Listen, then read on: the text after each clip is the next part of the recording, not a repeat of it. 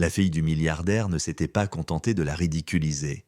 Elle avait annoncé son humiliation comme un divertissement. Elle fit teinter son verre de champagne et cria à travers la salle de bal du manoir, exigeant de savoir quel invité avait amené une personne qui clairement n'a pas les moyens d'être ici. Les rires éclatèrent, les caméras se levèrent, le sourire de son père confirmait qu'il approuvait la cruauté. La fille désigna l'entrée du personnel et ricana. « Les gens comme toi utilisent cette porte. » Mais la femme noire ne protesta pas. Elle sourit car un seul ordre depuis son téléphone suffirait à couper chaque dollar sur lequel vivait cette famille.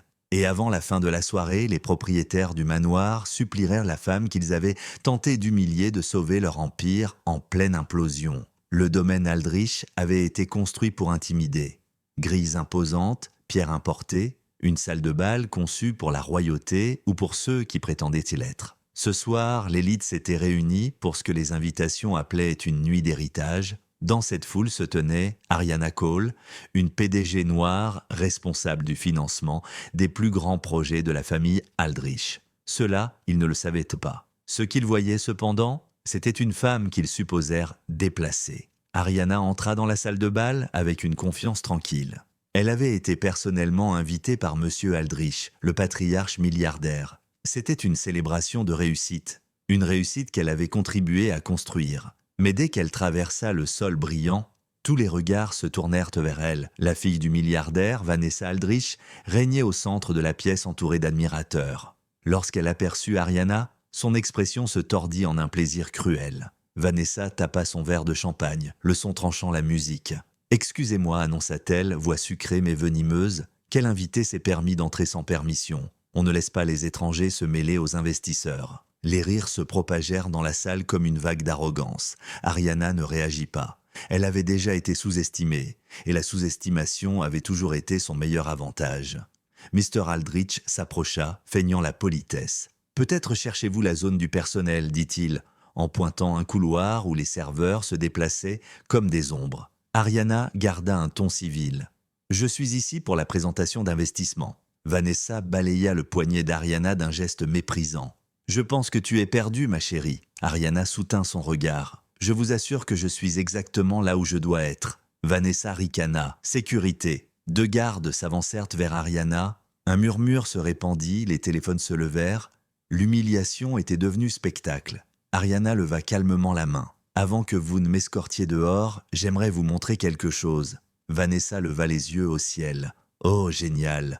Une présentation commerciale. » Ariana leva son téléphone et appuya sur une icône. Un immense écran derrière la scène s'illumina. Titan Futures Investment Holdings, portefeuille annuel de 8,7 milliards de dollars. Partenaire financier principal.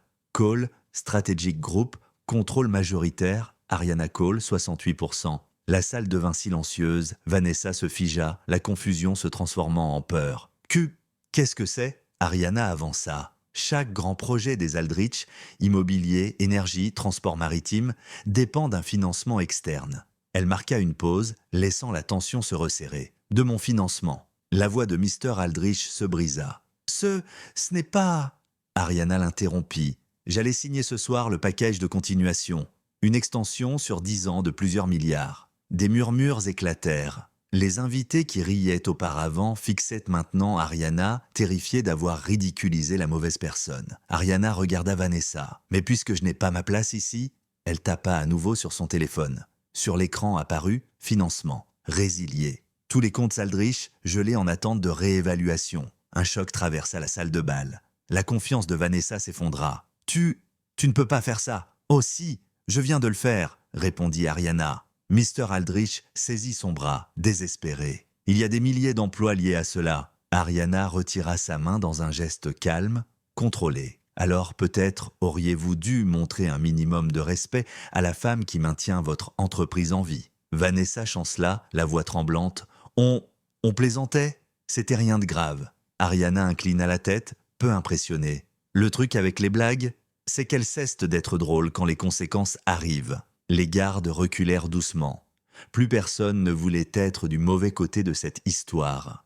Un conseiller financier paniqué se précipita vers Mr. Aldrich. « Monsieur, les marchés réagissent.